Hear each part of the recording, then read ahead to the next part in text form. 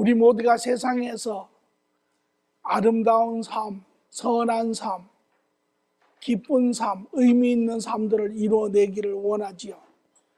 우리 주위에 가끔 또 여러 군데서 이러한 삶을 사는 사람들의 삶을 보면 우리의 마음이 흐뭇합니다. 우리에게 감동이 됩니다. 우리에게 도전이 됩니다. 우리도 같이, 그와 같이 우리도 살기를 원하지요. 오늘 이런 마음을 가진 사람들이 세상에 많이 있다면 세상은 지금보다 아마 훨씬 좋아졌을 것입니다. 우리가 인간의 역사를 봐도 이런 사람들이 많습니다.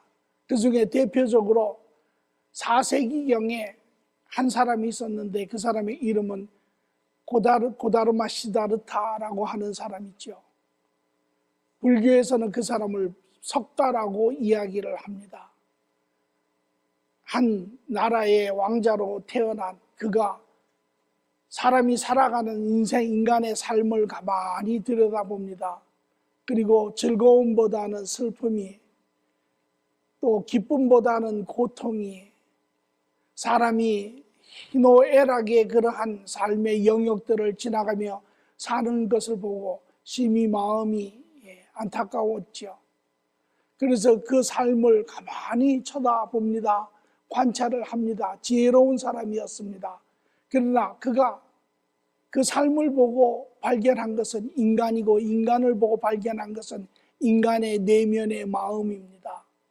그리고 그는 깨닫기를 이 인간의 삶이 이렇게 고통스럽고 힘들고 문제가 있는 이 모든 것의 그 원인은 바로 인간의 마음에 있다라고 깨닫게 됩니다.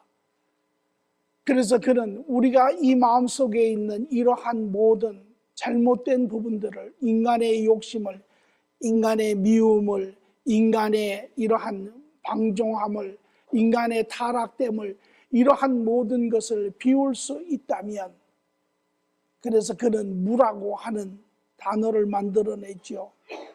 그리고 그가 깨닫는 것은 우리가 이러한 삶에서부터 벗어날 수 있다, 해탈할 수 있다라고 하는 그러한 깨달음을 인간 세상들에게 주고 갔습니다. 우리가 무할 수 있다면 우리가 이러한 삶에서 벗어날 수 있었을 텐데 라고 문장을 맺지 못하고 간 자가 석가입니다. 왜? 그 이상의 답을 발견할 수가 없었습니다. 인간의 지혜로, 인간의 능력으로. 무엇이 인간의 마음을 저렇게 악하게 만들고 타락하게 만들고 그 결과로 우리의 삶이 이렇게 고통스럽고 아프고 이러한 삶을 인간은 살 수밖에 없는가?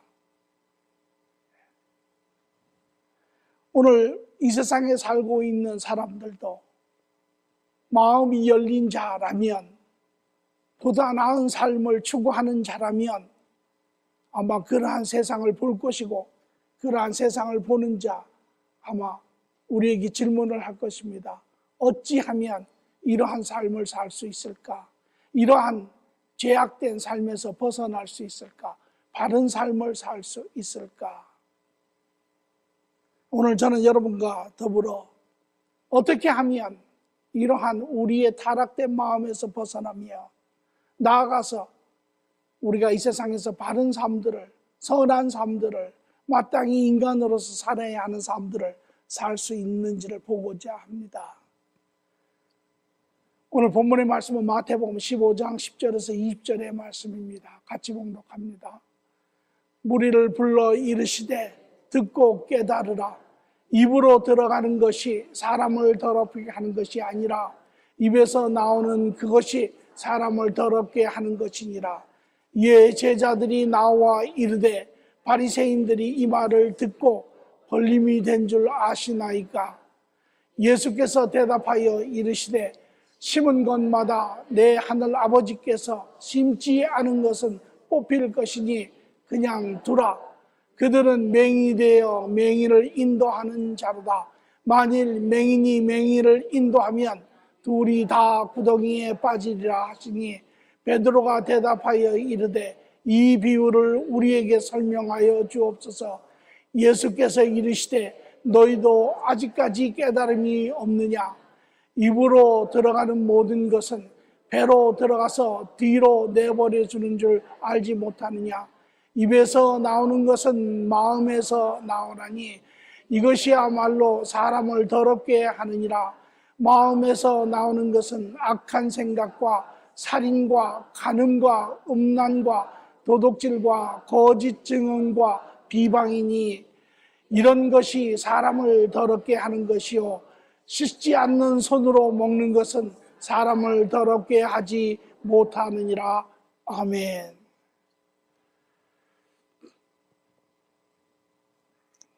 오늘 예수님에게 어떻게 보면 아주 위기가 다가오고 계시는 것을 볼 수 있습니다. 6월절이 끝나고 이제 예루살렘으로부터 6월절에 대사들이 갈릴리에 특파가 되어서 이제 이 예수 그리스도의 문제를 해결하고자 합니다. 그들이 본질적으로 부딪히는 부분, 그들이 본질적으로 예수 그리스도를 넘어지게 하는 부분은 가르침의 부분입니다. 그래서 그 제자들이 가만히 관찰을 하다가 그들이 밥을 먹을 때 손을 씻지 아니하고 먹는 것을 보고 그것을 빌미를 잡아 이제 예수님을 질책하기 시작합니다. 말하기를 어찌하여 당신의 제자들은 장로들의 전통을 지키지 아니하느냐. 다시 말하면 너희는 어찌하여 유대의 법을 지키지 아니하느냐. 다시 말하면 예수님에게 말씀하시기를 너는 어찌하여 너희 제자들에게 전통을 지키라고 가르치지 아니하느냐. 이제 예수 그리스도를 코너에 몰고 있는 그들의 내면의 문제입니다. 왜냐하면 이제까지 예수님의 모든 사역에 있어서 여러 가지가 충돌되는 부분이 있지만 그 중에 가장 중심은 가르침의 부분입니다. 이스라엘 백성들, 하나님의 택함을 받은 백성이고 하나님의 말씀, 하나님의 법을 받은 자들이고 그리고 하나님과 동행하며 이제까지 살았다고 자부하는 자들입니다. 그러나 예수 그리스도, 그들이 기다리고 있는 선지자라고 스스로 말하며 그의 모든 사역과 모든 능력을 통하여 그가 바로 메시아인 것을 증명하시는 그분이 다른 것보다도 하나님의 그들이 믿고 있는 하나님의 말씀과 다른 것을 가르치시기를 시작합니다. 그리고 그들의 가르침을 책망하시고 질책하시고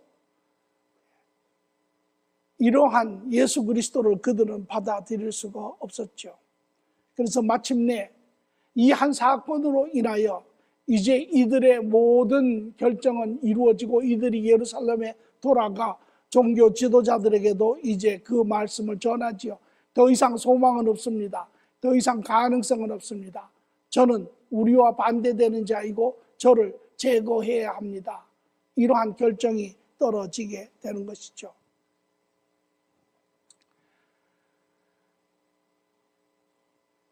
이러한 사건, 이 사건의 중심은 하나님의 이스라엘의 종교 지도자들과 예수님과의 충돌의 사건이기도 합니다. 그러나 내용에서 보면 이스라엘의 전통과 하나님의 말씀의 충돌이기도 합니다.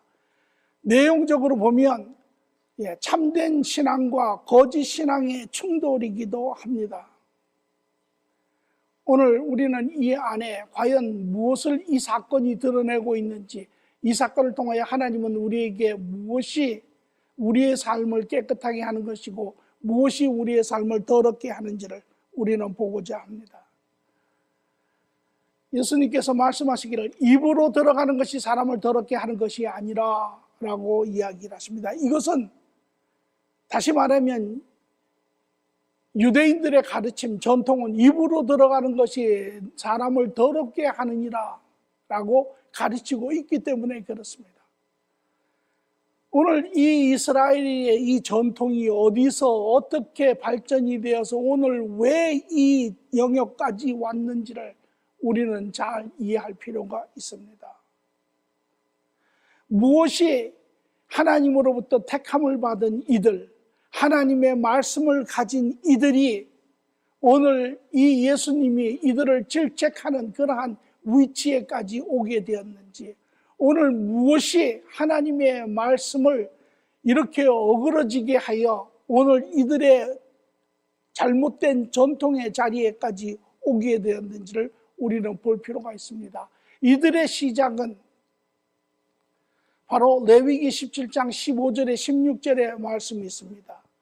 또 스스로 죽은 것이나 들짐승에게 찢겨 죽은 것을 먹은 모든 자들은 본토인이거니와 거류민이거니와 그의 옷을 빨고 물로 몸을 씻을 것이며 저녁까지 부정하고 그 후에는 정하리니와 그가 빨지 아니하거나 그의 몸을 물로 씻지 아니하면 그가 죄를 담당하리라. 하나님께서 이제 이스라엘 백성, 그의 택한 백성에게 레위기에 하나님이 법을 주고 계세요. 이게 우리는 이제 의식의 법이라고 이야기하죠. 부정한 것과 정한 것의 법. 이 법은 이스라엘 백성들에게만 주시는 법입니다. 이 법의 원뜻은 너희가 정결함으로 인하여 하나님을 만날 수 있다라는 것입니다. 이 법의 원칙은 죄의 문제가 아닙니다. 너희가 부정하면 하나님을 만날 수 없다라는 것입니다. 하나님 앞에 올 자격이 없다라는 것입니다. 그러나 너희가 정하면 너희가 나와 만나 상관을 한다라고 하는 그러한 법이죠. 이 법이 어떻게 오늘의 그러한 전통으로 발전이 되었는지 우리는 볼 필요가 있습니다. 하나님께서 모세에게 이 구두로 법을 주셨죠. 그리고 모세가 그것을 적어서 쓴 것이, 그리고 선지자들이 그 법을 전한 것이 바로 구약. 그래서 구약을 율법서라고 이야기를 합니다. 여기에 가장 중요한 역할을 한 사람들이 율법서사들입니다. 그래서 여러분들이 예수님이 오시는 초대교회에 보면 바리새인도 있지만 거기에 큰 역할을 하는 사람들이 율법사가 다시 나옵니다. 이 율법사에게는 세 가지의 직무가 있습니다. 첫째는 하나님의 말씀을 잘 가르치는 것, 오늘날의 목사의 직무와 같죠. 둘째는 그 말씀을 적용을 하여서 사람들이 그 하나님의 말씀을 쫓아 살게 하는 것. 세 번째는 그 말씀을 잘 지키는 것입니다. 잊어버리지 아니하고, 그래서 복사도 하고 그것을 지키는 모든 역할들을 한 것이 율법사들이 한 것입니다. 그런데 이 율법사들이 이 말씀을 이제 집행하는 자로서 이스라엘 백성들에게 말씀을 가르치고 말씀을 지키게 하고 말씀을 해보지만 잘 지켜지지 않습니다. 왜? 이스라엘 백성들은 하나님의 택함을 받았지만 여전히 죄 가운데 있는 자입니다. 심령이 변화되지 않은 자입니다. 죄로 가득한 자들입니다. 말씀을 지키려고 아무리 해보지만 잘 지켜지지 않습니다. 여기에 율법사들의 큰 문제가 있었죠. 그래서 율법사들은 어찌하면 이 하나님의 법을 지켜 시행할 수 있을까? 어떻게 하면 이 지키지 못하는 이 마음이 돋은 이 백성들을 가르쳐 지키게 할 것인가? 노심노심하며 지킬 수 있는 방법을 한 가지, 두 가지, 세 가지, 네 가지 점점 이제 만들어내기를 시작을 합니다. 그래서 하나님의 말씀 위에 그 시행의 법들을 하나, 둘, 셋, 세월이 지나가면서 수많은 이제 율법사들이 각각의 그러한 법들을 제안을 하고 마침내는 많은 법들이 이루어졌지요. 그것은 자기들의 생각에는 하나님의 말씀을 기준해서 오는 하나님의 말씀을 지키게 하는 직접적인 관계가 있다고 생각을 했지만, 그러나 그들의 관점은 결과적으로 하나님의 본질적인 내면의 생각을 잃어버리고 외적인 어떠한 법을, 형식을 만들어내는 그러한 결과가 되었습니다.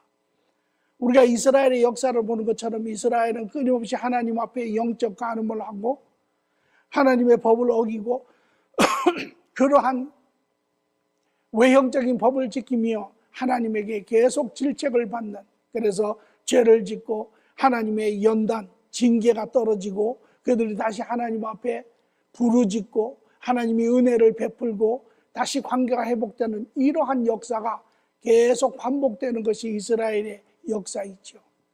그 마지막이고 대표적이고 결정적인 것이 바로 바벨로니아로부터 멸망을 당하고 이제 70년간 포로 생활을 하게 됩니다. 이스라엘이라고 하는 나라가 없어지고 예루살렘이라고 하는 성전이 붕괴되고 이제 이들은 노예로 끌려가서 바벨론에서 70년 동안을 살면서 그들은 고통 가운데 살았죠. 그러나 그들이 가장 참을 수 없고 그들이 가장 힘들었던 것은 하나님의 택함을 받은 민족, 하나님이 함께 하시는 그 민족이 지금은 완전히 초토화가 되어서 뿔뿔이 흩어져 노예가 되어서 산다라는 것입니다. 그리고 그러한 삶을 통하여 그들은 절실히 깨닫기 시작하는 것이 무엇이냐면 우리가 하나님 앞에 죄를 지었다. 우리가 하나님의 말씀을 지키지 아니하였다. 그래서 하나님이 우리를 버리셨다 라고 이야기를 합니다. 이때 일어나서 하나님께로 돌아가자라고 소리를 지르는 사람이 있었는데 이들이 바로 바리새인들입니다. 그래서 이 바리새인들이 다시 이제 이 율법사들을 중심으로 하여서 하나님의 법을 다시 세우려고 합니다. 대표적인 사람이 에스라라고 하는 사람이죠. 그래서 하나님 앞에 그 말씀을 읽을 때 이스라엘 백성들이 그 하나님 앞에 참회를 하는 장면을 우리가 에스라서에서 볼 수 있습니다. 이러한 이스라엘의 상황 가운데 예나 지금이나 다르지 아니하게 이스라엘의 이러한 율법사들은 그러한 이스라엘의 법을 지키지 못하는 이 이스라엘 사람들을 바라보며 참으로 낙심하며 지속적으로 그들이 지킬 수 있는 수많은 법들을 만들어내기 시작을 합니다. 이것이 바로 예수님이 오셨을 때의 그러한 모습입니다. 물론 예수님 후에 이제 그러한 율법사들, 여러분이 지금으로 이야기하면 그들이 바로 레바이입니다. 랍비입니다. 이들이 많은 그러한 일종의 신학교 같은 것을 만들어내고 그 중에 대표적인 사람이 예후다라고 하는 레바이가 있었는데 이 레바이가 모든 하나님의 말씀과 모든 전통과 이 모든 것을 합쳐서 미시나라고 하는 그러한 책을 만듭니다. 엄청나게 방대한 그러한 책을 만들고 거기다 게마나라라고 하는 주석절을 만들어냅니다. 이 미시나와 게마나가 나중에 합쳐진 것이 우리가 이야기하는 탈무드라고 하는 책입니다. 엄청나게 방대한 그런 책입니다. 그 탈무드에는 6섹션으로 되어 있는데 그 중에 마지막에 음식에 관한 법이 있고 그 법 중에 하나가 바로 이 손을 씻는 이들의 전통이 있습니다. 이 내용은 이러한 것입니다. 세월이 지나가며 레위기 17장 레위기에서 시작된 이 깨끗한 이 부정한 것을 정하게 하는 이것이 많은 세월이 지나가며 많은 그러한 랍비들의 가르침과 거기에 그들이 만든 시행법을 추가하면서 어떤 이야기가 결과적으로 이루어졌냐면 이제 이들에게는 여기에 보니까 시부타라고 하는 마귀의 이름이 있는데 이 시부타는 이 인간의 손에 역사하는 마귀입니다.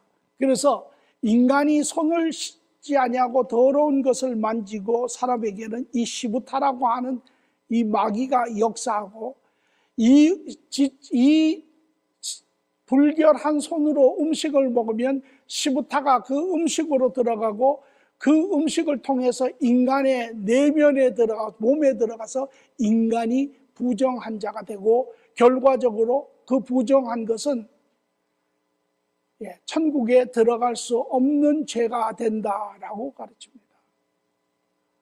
이것이 지금 이 시대의 전통입니다. 그러므로 그 탈무드에서 가르치는 것은 이제 그들이 밥을 먹을 때 손을 씻는다고 하는 것은 건강의 개념에서 손을 씻는 것이 아니라 이 부정한 것을 정한 것으로 만드는 종교적인 의식을 이야기합니다. 그래서 밥을 먹는 집에 가면 꼭 이러한 물통에 물이 가득 손을 씻을 물이 있는데 그 물을 씻는 방법이 손을 이렇게 마치 수술실에 들어가는 의사가 손을 이렇게 들고 손을 씻는 것과 같이 이렇게 손을 들고 있으면 물을 위에서부터 붓습니다. 왜? 그래서 그 물이 흘러서 팔뚝을 거쳐서 떨어지게 되어 있습니다. 그 물을 만약에 만지게 되면 그 또한 부정한 것이기 때문에 이것이 바로 유대인들이 이야기하는 손 씻는 의식입니다.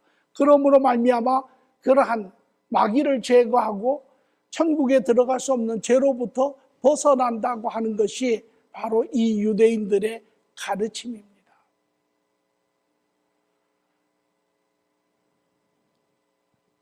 이것을 유대인들은 배우고 뿐만 아니라 이들은 무엇이라고 이때 이미 가르치냐면 여기에 가장 큰 문제는 이미 전통이 하나님의 말씀을 뒤덮었습니다. 다시 말하면 전통이 더 이상 하나님의 말씀을 알지 않아도 됩니다.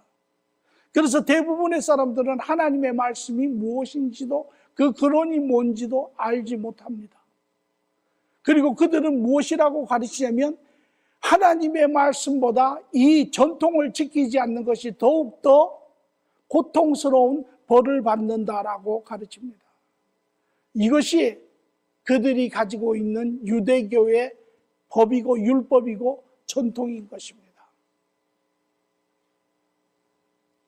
이러한 이들은 또한 스스로 또 대외적으로 말하기를 뭐라고 이야기하냐면 예수님이 오셨을 때 마태복음 5장 20절에 보니 예수님이 이것을 지적과 이렇게 이야기합니다. 내가 너에게 이르노니 너희의 의로움이 서기관과 바리새인보다 더 낫지 못하면 결코 천국에 들어가지 못하리라. 다시 말하면 그 시대에 모든 바리새인들과 율법사들은 자기들의 그러한 전통을 지키고 스스로 말하기를 우리는 거룩한 자라, 우리는 하나님의 모든 율법을 지키는 자라, 우리는 하나님 나라의 영생을 가지고 있는 자라라고 가르치는 그러한 내용입니다. 이것이 전통입니다. 그래서 결과적으로 우리가 이것을 보면 전통은 인간의 가르침이고 전통은 외적 행위의 변화를 추구를 합니다.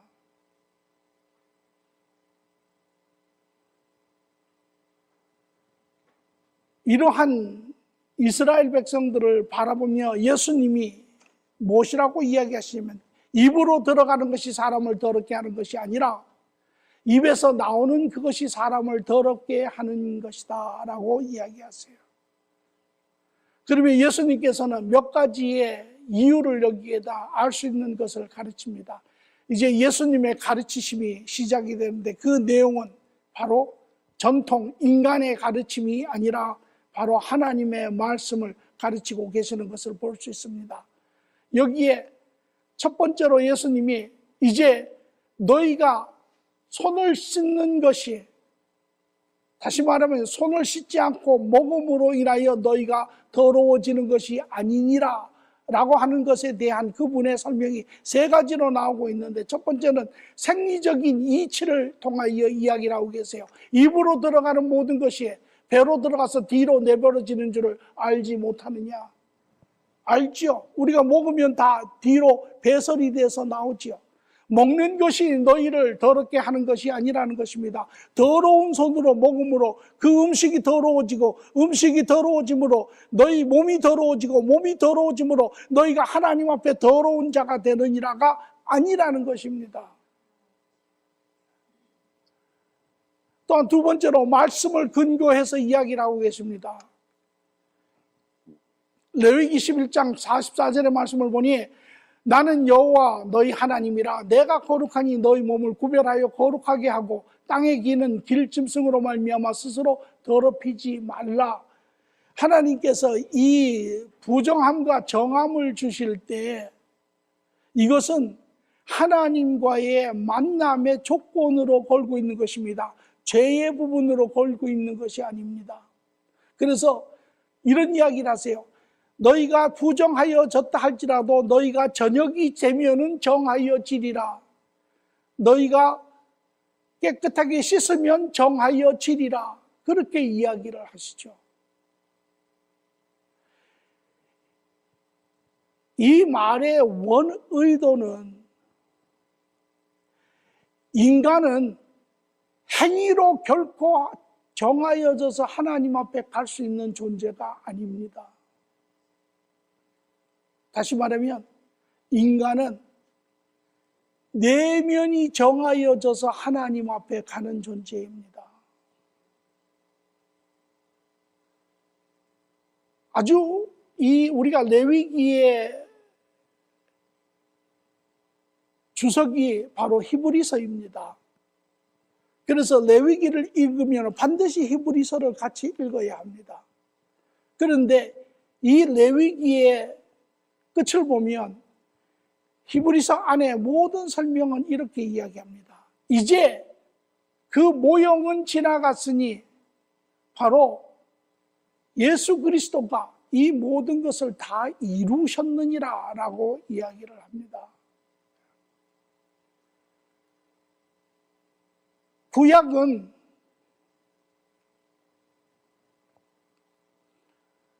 긴 이야기지만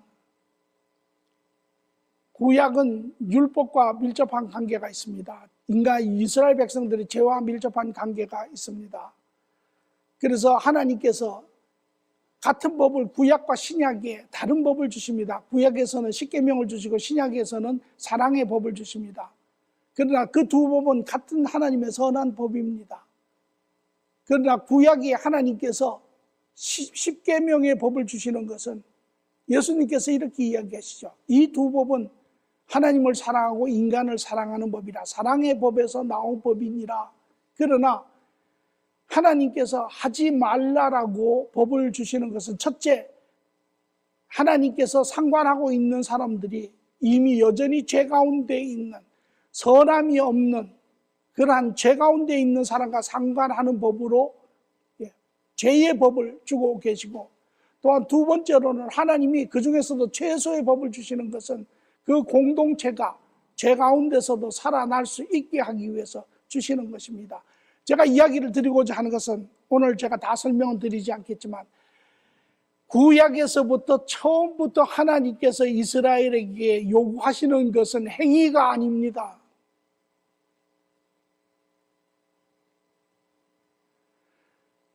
내면의 마음의 정함을 요구를 하고 계시고 그 마음의 요구가 예수 그리스도를 통하여 이루어지고 그로 말미암아 그 행위가 완성되는 것을 이야기를 하고 있는 것입니다.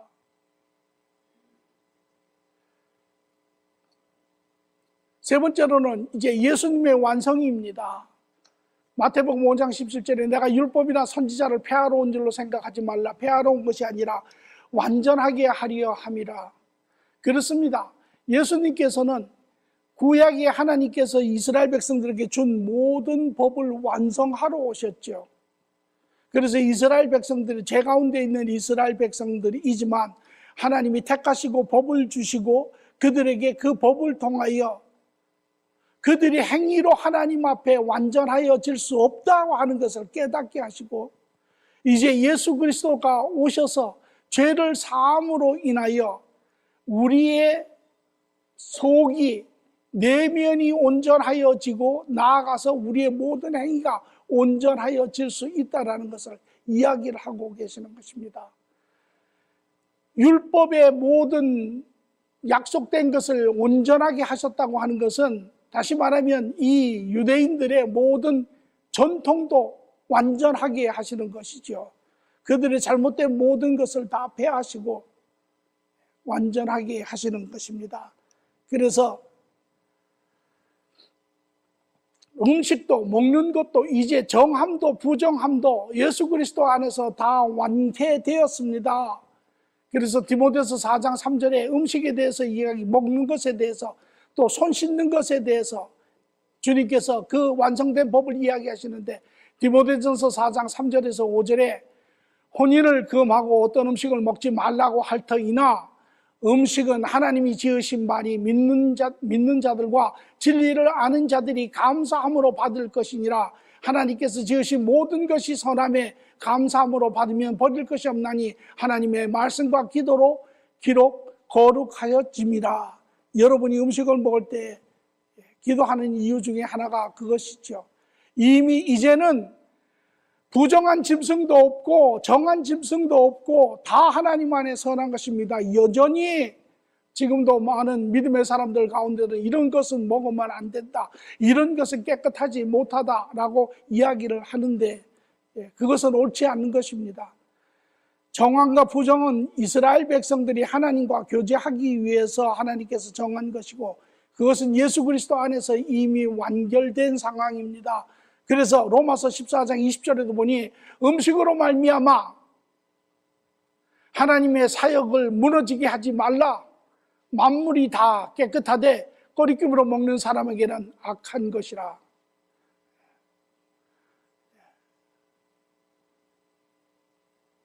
제 장모님이 살아계셨을 때 돼지고기를 안 드세요.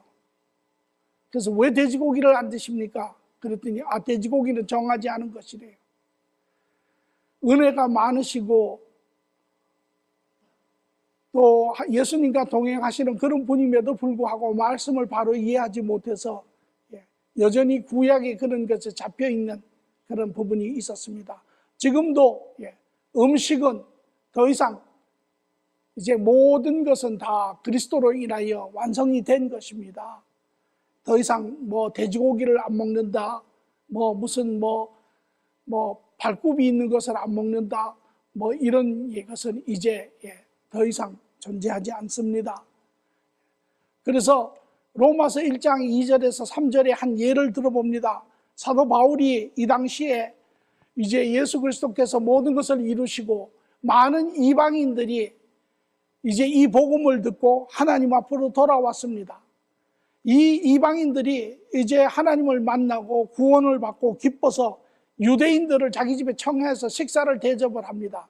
그러나 유대인들은 소위 말하는 코셔라고 하는 그러한 정한 음식만 먹는 그런 버릇이 있죠, 전통적으로.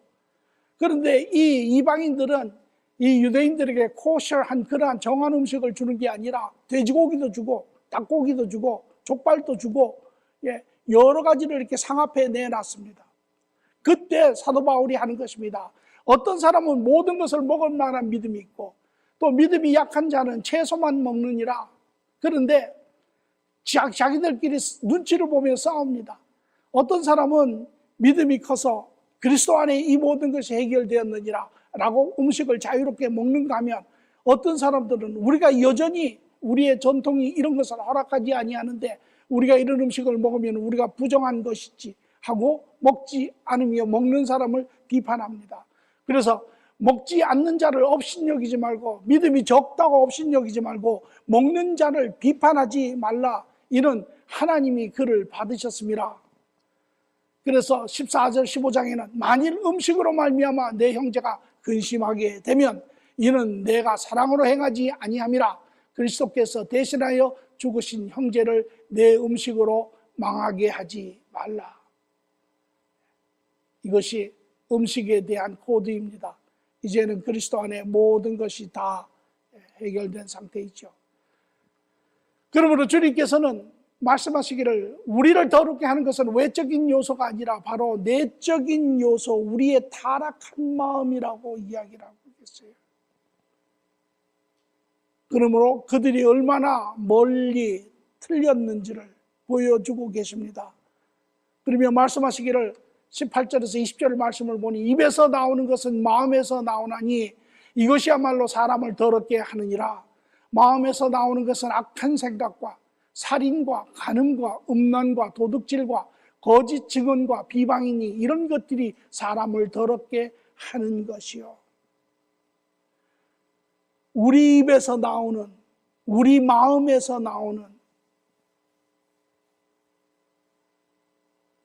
어떨 때 이렇게 제가 보면 무의식결에 이야기를 하는데 그 입에서 툭툭 나오는 소리가 얼마나 잘못된 말인지, 얼마나 사람을 넘어지게 하는 말인지, 고통스럽게 하는 말인지, 악한 말인지 우리 모두가 아마 경험할 때가 있을 것입니다. 이것이 우리의 내면이고 우리 입에서 나오는 그 말이, 우리 마음에서 나오는 그 표정이, 우리 마음으로부터 돌출되는 그러한 삶의 모든 행위가 우리를 더럽게 하는 것은 그러한 악한 잘못된 행위가 다시 우리를 더럽게 합니다. 우리의 내면을 더욱더 악하게 만들지요. 더럽게 만들지요. 그래서 나중에는 그 마음이 화인을 맞은 것과 같이 아주 무감각한 그러한 상태가 되는 것을 이야기를 합니다. 아마 우리 모두가 우리가 세상 안에서 살면서도 세상 안에 험하게 산 사람일수록 그의 내면이 더욱더 지저분하고 악하고 자기중심적이고 이러한 모든 것을 우리가 경험할 수 있습니다. 꼭 삶이 험해서뿐만 아니라 우리가 그러한 우리의 욕심과 우리의 타락과 우리의 악함을 쫓아 살면 우리의 심령이 더욱더 악하여지고 우리의 육신도 더욱더 더럽혀지는 것을 볼 수 있습니다.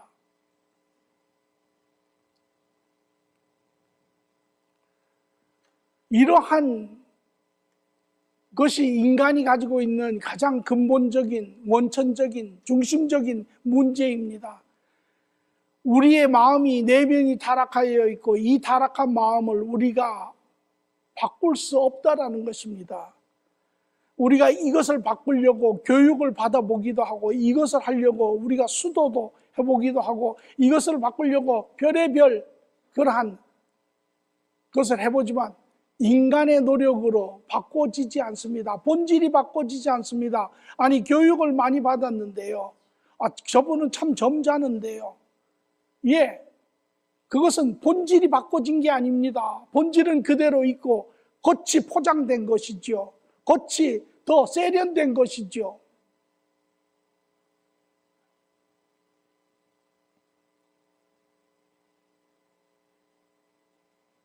이러한 우리의 마음을 수양하려고 산속에 들어가서 수십 년 수양을 하면 우리의 내면이 바꿔집니까?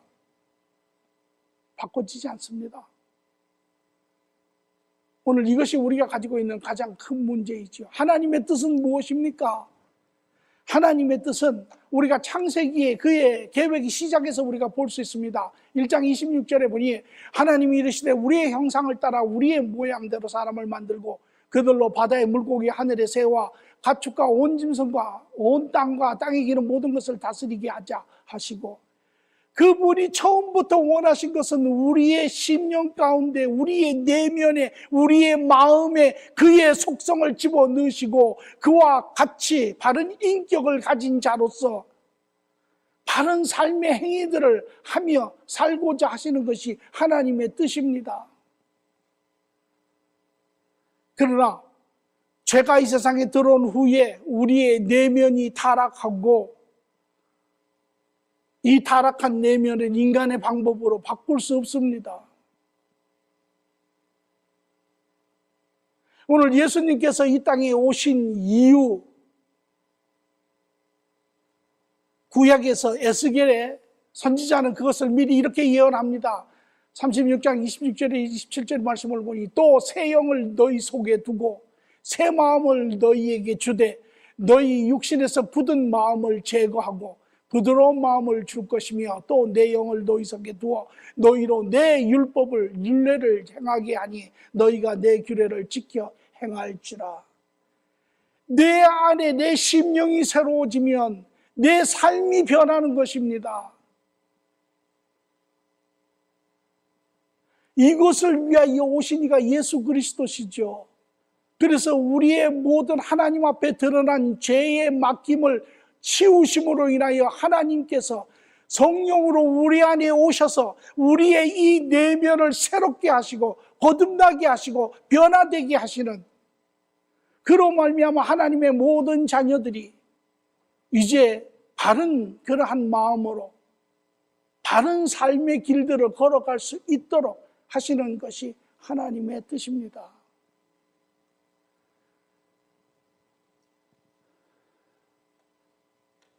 그러므로 로마서 2장 28절에 29절에 사도 바울은 한 예를 듭니다. 말하기를 무릇 표면적 유대인이 유대인이 아니요 표면적 할례가 육신의 할례가 아니요 오직 이면적 유대인이 유대인이며 할례는 마음에 할지니 영에 있고 율법 조문에 있지 아니한 것이라. 그 칭찬이 사람에게서 아니요 다만 하나님에게서니라. 다시 말하면 유대인들이 이야기하는 할례가 자기의 구원을 주는 증표라고 이야기하지만 육신의 할례는 증표가 아닙니다.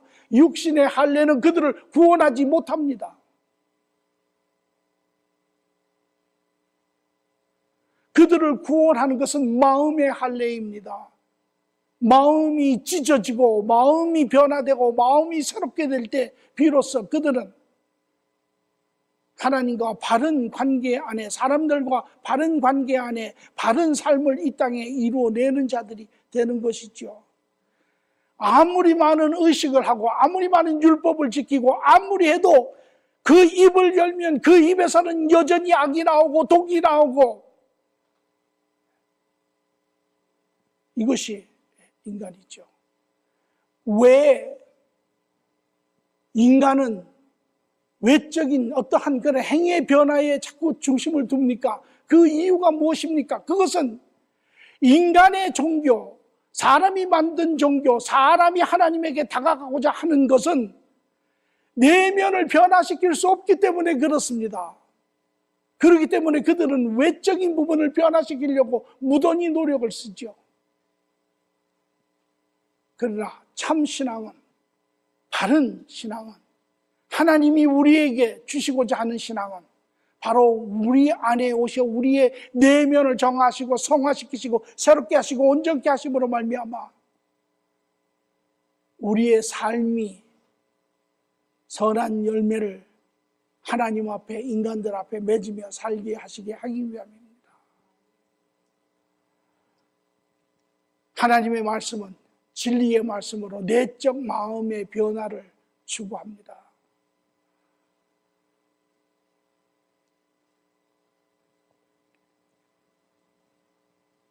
그리고 주님은 한 걸음 더 나아가 이러한 유대인들의 삶의 끝을 이야기를 하고 계세요. 그들의 결과는 무엇입니까? 이에 제자들이 나와 이르되 바리새인들이 이 말을 듣고 걸림이 된 줄 아시나이까? 그렇죠. 그들은 하나님의 말씀을 듣고 오히려 불쾌하게 생각했습니다. 하나님을 밀어내는 그러한 마음을 가진 자들입니다. 그것은 다시 말하면 진리에 속하지 않음을 드러냅니다. 왜? 진리가 그 속에 없으므로 진리에 서지 못하고 진리를 대적하는 자가 되는 것입니다. 요한복음 8장 44절에 오늘 믿음의 사람들 경우에도 서로 관점이 다를 수 있습니다. 인간의 제한된 경험, 삶의 경험에 따라서 다른 각도에서 볼 수 있습니다. 그러나 바른 믿음의 사람들은 다른 그러한 관점과 다른 그러한 뭘 가질 수는 있으나 진리 앞에서는 동일합니다. 진리에 대해서는 말씀을 듣습니다. 그러나 진리가 없는 자는, 진리에 속하지 않은 자는 그 안에 진리가 없기 때문에 그 진리를 대적하고 진리를 밀어냅니다.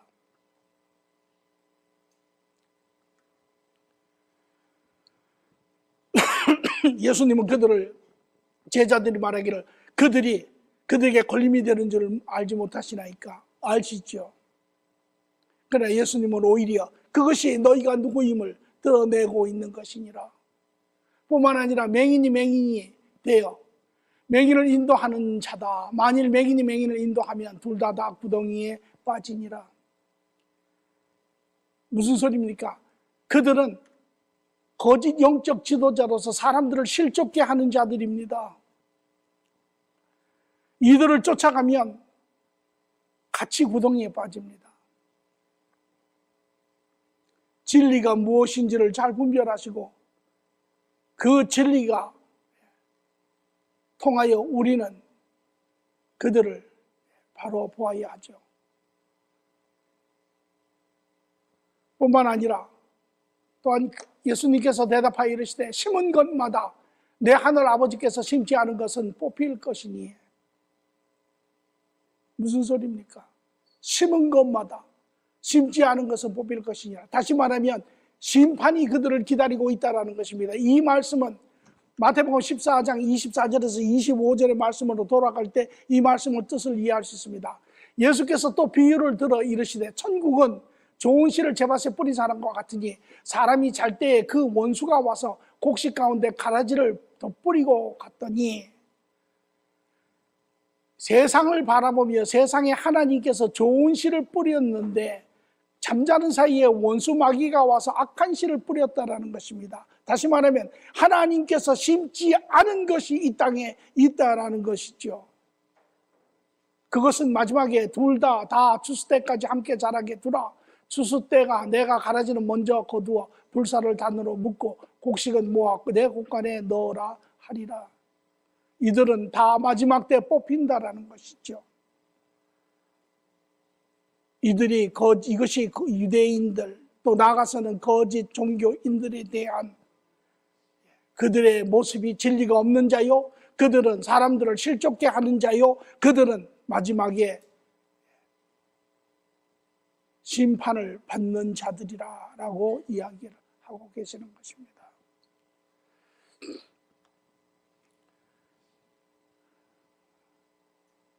예수님에게 그의 부족함을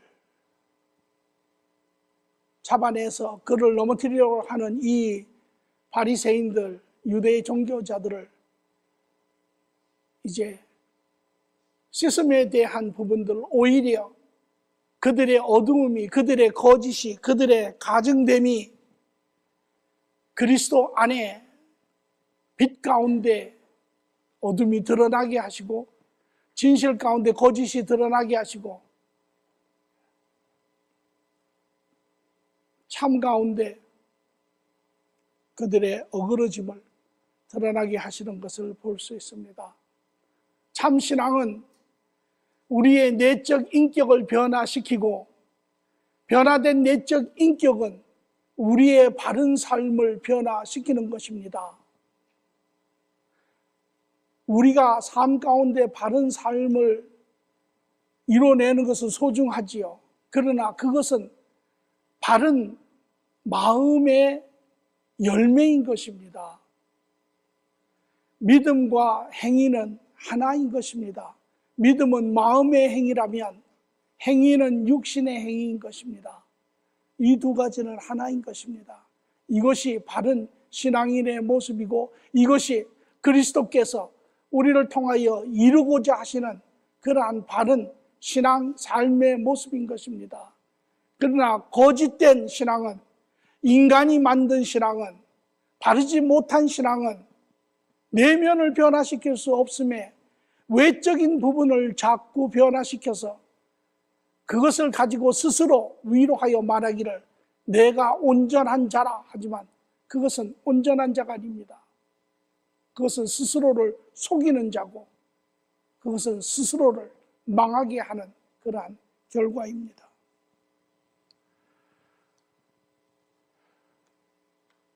오늘 우리의 행위는 어디서 나온다고 생각하십니까? 오늘 우리는 신앙인으로서 우리의 행위는 어디에서 나온다고 생각하십니까? 내 의지를 쳐서, 내 육신을 쳐서 그 율법을 지키려고 애를 쓰십니까? 아니면 하나님과의 관계 안에 그분으로 인하여 변화된 내 심령 가운데 흘러나오는 그러한 삶의 행위라고 생각을 하십니까? 무엇을 보고 계십니까? 어디에 여러분의 초점이 있습니까? 여러분의 행위가 초점이시면 여러분은 끊임없이 여러분을 쳐야 합니다.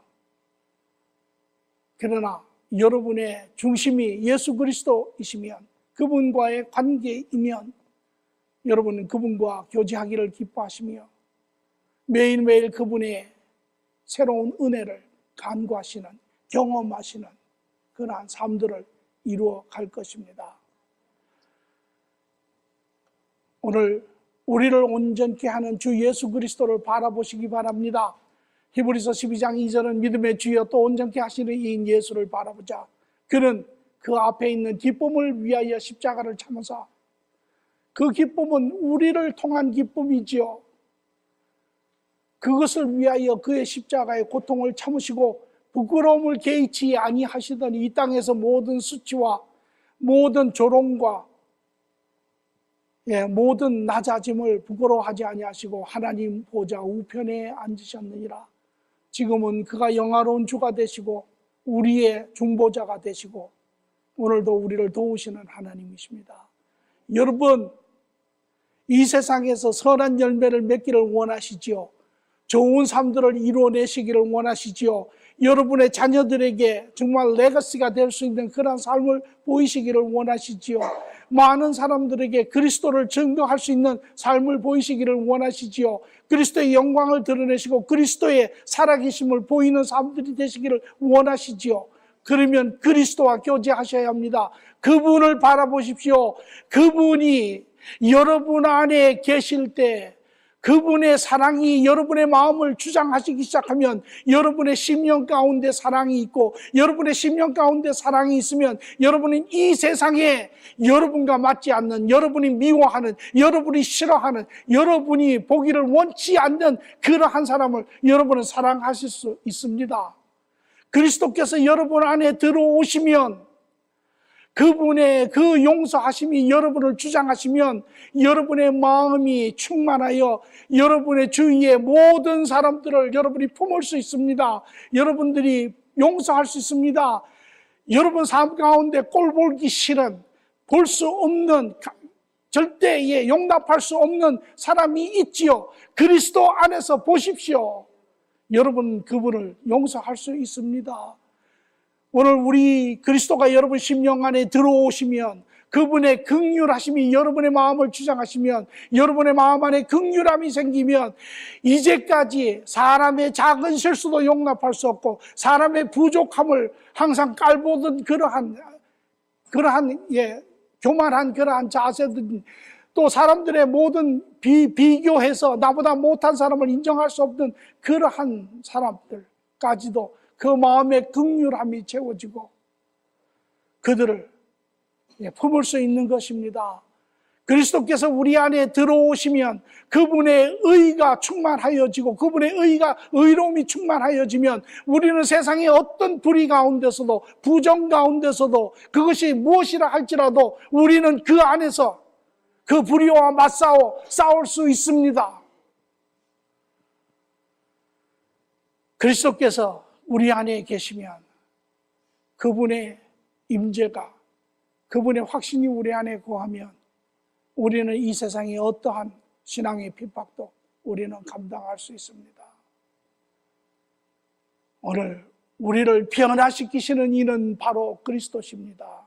그것이 그분의 처음부터의 뜻이고 그것이 우리를 구원하신 뜻이고 지금도 주님께서는 그것을 이루어내시기를 원하신 것입니다. 삶의 열매를 맺으시기를 원하십니까? 선한 열매를 맺으시기를 원하십니까? 좋은 삶을 이루어내시기를 원하십니까?